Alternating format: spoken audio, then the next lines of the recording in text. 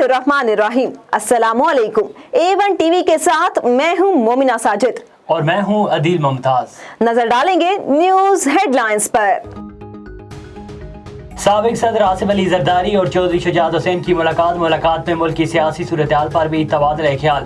दोनों रहनुमाओं ने कौमी सियासत के हवाले से भी अहम मुशावरत की। ज़राए के मुताबिक चौधरी शुजात हुसैन की साबिक सदर से उनकी वालदा की इंतकाल पर इज़हार ताज़ियत।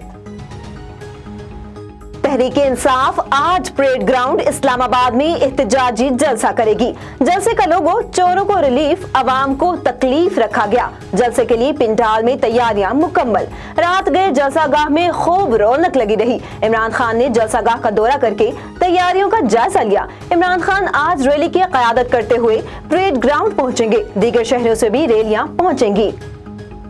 Ramzan sugar mills case Shahbaz Sharif की मुस्तकिल हाजिरी की मुआफ़ी की दरख्वास्त मंजूर।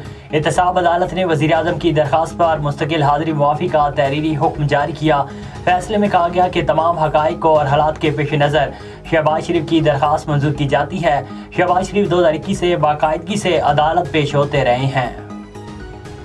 मुल्क में कोरोना मुस्बत केसेस की शरह 4% से तजावुज कर गई। गुज़िश्ता 24 घंटों के दौरान 4.47 केसेस मुस्बत रहे, जबकि 818 अफराद में वायरस की तशखीस। 4 मरीजों ने दम तोड़ दिया। कराची में कोरोना की शरह 17.5% रिकॉर्ड। कोरोना केसेस बढ़ने पर NCOC अलर्ट जारी। सरकारी दफातर और इबादत गाहों के लिए भी SOPs जारी कर दी गई, जबकि मास्क का इस्तेमाल लाजमी करार।